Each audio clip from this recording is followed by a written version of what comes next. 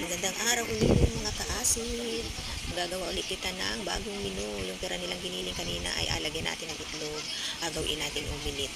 Ayan. Sayang pag baka mapanis lang ay di agawin na natin umilit. Ayan, mikos-mikos muna natin ang ating itlog. Lalagay tayo ng langis. Ayan. Lutuin natin ng kunti ang itlog para medyo tumigas-tigas.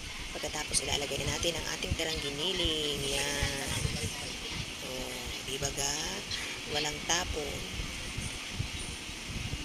Tira nila yung kaninang tanghali. Baka mapanis lang. Ayan. Agawin nating umilit. Oh, ayan. Naputol pa yung video. Ayan na. Halo-haluin. Patigasin ng kaunti. Lahat ng inaluto ko ay bawal sa akin. Di bali na basta ang aking mga anak ay makakain. Ang aking asawa. Ay mahirap kumain ng bawal na kadala ko pumatake ang aking asin na kuko. Hirap ba yan? Ayan na nga ni, maluluto na siya. Balik na rin na natin. Oops, yan. Ayan na, luto na siya. Ayan na ang ating omelette na giniling.